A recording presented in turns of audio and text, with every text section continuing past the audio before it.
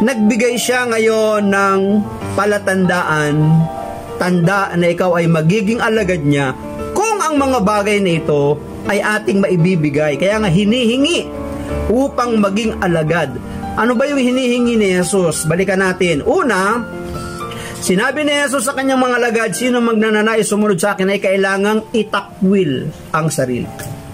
Ano po yon? Itakwil ang sarili. Paano ba yung pagtatakwil? Simplihan na lang natin. May mga bagay na gusto tayo na minsan nagiging second priority natin yung paglilingkod. Sapagkat ito yung ating gusto, ito yung ating feeling, ito yung ating katwiran, ito yung ating reason. Ngayon, nanineglect ngayon yung priority, yung paglilingkod, yung pagsunod. Pag sinabing itakwil, kakalimutan mo, iiwan mo, iisang tabi mo yung mga bagay na humahadlang para makapagpatuloy kang maglingkod. Kaya nga 'di ba, ang sabi ng Pedro, Panginoon, iniwan namin ang aming mga mahal sa buhay, ang aming bangka, ang aming lambat, ang aming mga ari-arian, kayamanan.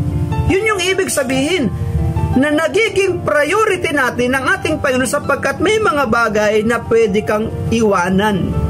Pwede mong iisang tabi sapagkat ito yung una na hinihingi ng pagiging alagad ng ating Panginoon, itakwil ang ating sarili. Sapagkat kung masyado nating pahalagahan, aalagaan, iko-comfort, ino-nurture, bubusugin ang ating sarili para maging hadlang sa ating pagsunod sa Kanya, hindi mo itinatakwil lang sa iyong sarili, kundi pinapahalagahan mo. Kaya nga sabi doon sa dulo ano ang mapapala ng isang tao, makamtan man yan ang daigdig Paano niya ito maibabalik? Ano ang kanyang maibabayad para maibalik ito? Wala, di ba? So, yun yung priority. Kung ibig natin na maging alagad ng ating Panginoon, itatakwil ang ating sariling gusto. Ang number one, ang gusto ng Panginoon. Pangalawa, pasanin ang kanyang krus. Hindi naman ito literal na krus, nagagawa tayo ng krus at papasanin natin. Maaaring ang mga krus na ito, yung ating mga responsibilidad, yung duties na ibinigay sa atin, ibinigay ng Diyos sa ating mga balikat, mga bagay na nasa ating buhay, na minsan nagkukos ng pagpapahirap. Kasi pag sinabing krus, sakripisyo Pag sinabing krus, kahirapan. Ang pinaka-worst na kahulugan nga ng krus ay kamatayan. So, pasanin ang kanyang krus. Iba-iba ang ating krus. Kung meron kang pamilya, krus mo ang pamilya mo. Kung meron kang negosyo at marami kang tauhan, yung krus mo, yung tauhan mo at ang negosyo mo. Ang anumang bagay na responsibilidad, ang anumang bagay na tinatangkilik natin ngayon ay krus sa ating buhay. Ano ang sabi niya? Pasanin ang kanyang krus. May kanya-kanyang tayong sariling krus.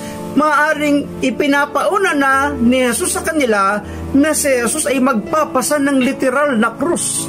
Habang siya'y hinahagupit, habang siya'y papunta sa bundok ng Kalbaryo. Kaya nga ipinapaalam niya na sa simula't simula pa lang na ito yung mangyayari, na sila man ay pwedeng dumanas na magpasan ng krus. Hindi literal na krus, kundi sakripisyo, paghihirap at suliranin. At ikatlo, at sumunod sa akin. Ano ang hinihingi ng ating Panginoon para tayo maging alagad sa Kanya? Itakwil ang sarili, pasanin ang krus, at sumunod. Meron kasing nagpasa ng krus, tumigil naman. Meron nga nagpasa ng krus, lumiko. Kumana ng kaliwa, umatras. Hindi, kailangan pa rin nating sumunod kahit medyo nahihirapan tayo. Kahit parang susuko na tayo, kahit parang madadapa na tayo, sige lang, patuloy lang. Si Jesus, ilang beses siyang nadapa? 3. At sa kanyang 3 pagkadapa, pagtayo niya, pagbangon niya, nagpatuloy siya hanggang makarating siya dun sa bundok ng Kalbaryo. So, anong ibig sabihin? Susunod pa rin tayo sa Kanya kahit na tila baga tayo ay nahihirapan. Noong ako po ay na-assign sa Davao, 3 beses na po kasi ako na-assign sa Davao 1997 or 1994, I mean. Unang mission ko 1994, pangalawang mission ko 1997, at ikatlong mission ko 2001 yata yan. Nung ikatlong mission ko ng pagkaka-assign ko sa Davao, meron pong lugar sa Cotabato na gusto kong puntahan. Alam nyo, ayaw nung mga staff na puntahan ko. Bakit kaya ayaw nilang pumunta ako doon? Sabi niya, Brad, huwag ka nang pumunta doon. Delikado po doon, sabi niya. Marami pong mababait doon. Marami pong mga hindi mapagkakatiwalang tao doon. Hindi, sabi ko, gusto ko pumunta. Hindi po, wag na nga po kayo pumunta. Ayaw talaga akong papuntahin. Pero gustong-gusto ko talagang pumunta kasi daw mapanganib doon. So hindi ako nakarating doon sa dulong-dulo ng Cotabato. Hanggang pinaka-sentro lang ako sa Cotabato City, General Santos. Hanggang Cotabato City lang ako, hindi ako nakalagpas doon. No, ako naman nasa Cotabato City, nagbabiyahe ako mag-isa. Ayaw din nila ako pagbiyahin mag-isa. Gusto ko magbiyahe mag-isa kasi gusto ko lagi nag-iisa. Sabi naman sa akin, sabi niya nila, Brad, sir, basta pagsasakay kayo, pag tinanong kayo ng konduktor, sabihin nyo agad SP. Anong SP? Anong SP? Sigang preacher? Hindi. Sasabihin nyo agad SP. Hanggat hindi ako tinatanong ng konduktor, hindi ako nagsasalita. Basta't nagbibigay lang ako ng bayad kapag ini-issuehan ako ng ticket. Minsan naman sinasabihan ako ng konduktor, Sir, SP? Sabi ko na lang, oo. Ano ba yung SP? Special privilege pala yun ang tawag doon. Kasi nga, no ako po'y magbiyahe mag-isa na maniwala kayo, napakadaming checkpoint. Hindi mo alam kung totoong sundalo o sundalo talaga yung mga nasa checkpoint. Ako naman ang ginawa ko, dahil Mindanao po yun, pagdating ko doon sa ikatlong mission ko, dahil alam ko na yung kultura, alam ko na yung galaw ng lugar, namili po ako ng damit na batik, pulong batik, t-shirt na batik, basta puro batik-batik.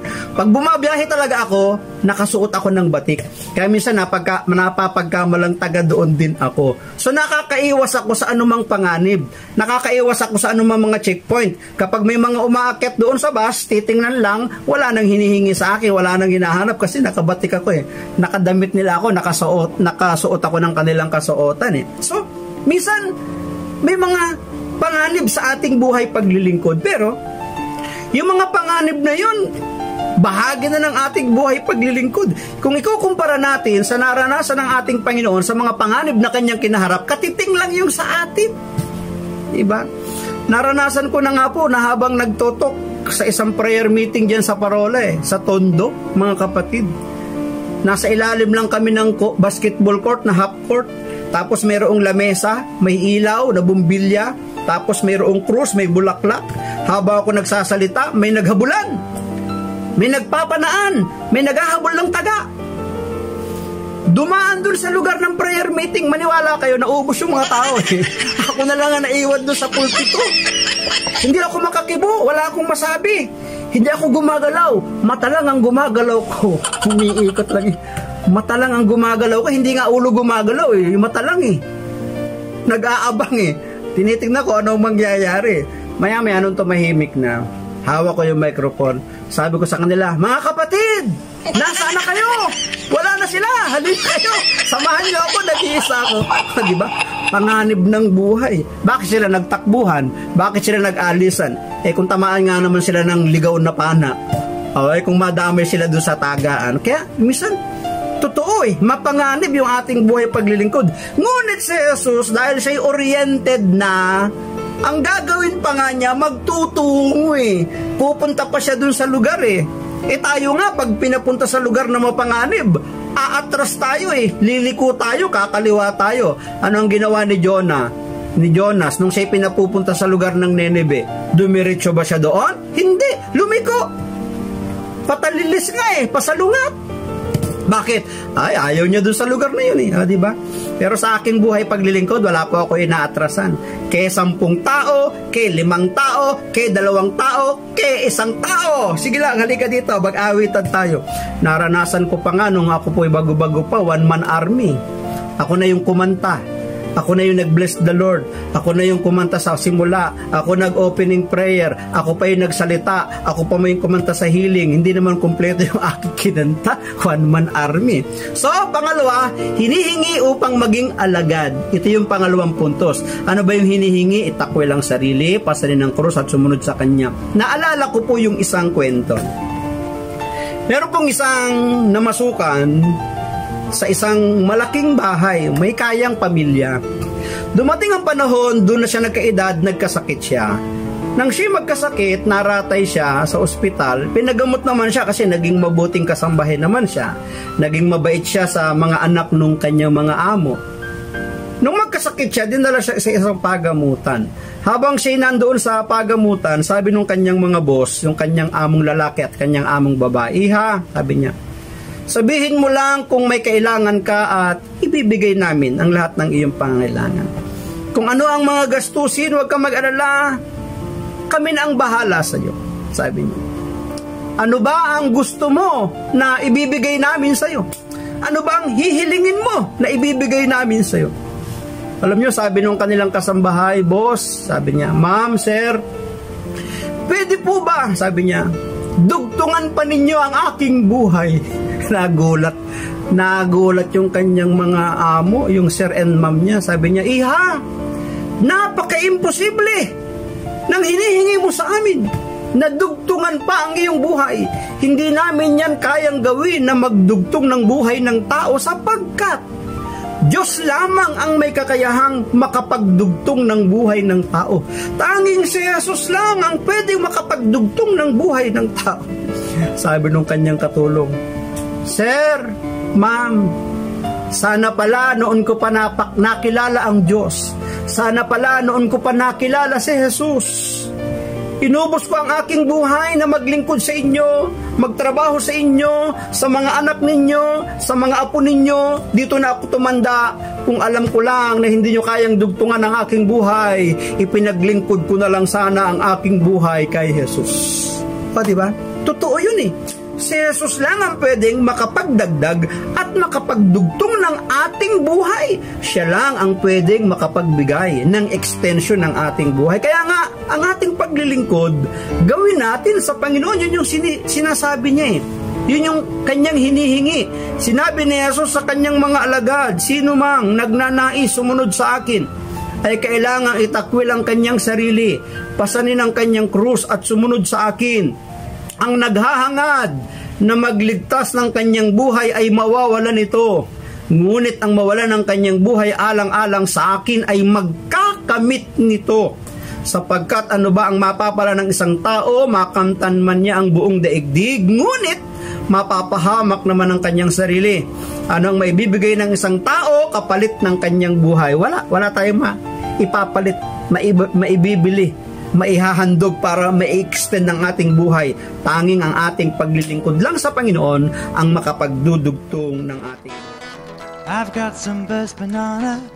Maraming salamat sa inyong panunood at kung kayo naman ay napagpala, huwag niyong kalimutan na mag-like and share, mag-subscribe na din at kalimbangin ang bell icon na inyong makikita sa ibaba ng video upang kayo palaging updated sa aking mga video kapag ako ay may bagong upload. Maraming salamat, God bless, and I love you with the love of the Lord. Bye-bye. One from Johnny, in case he passes by this way.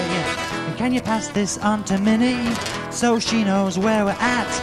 And you better send me your address so that I can send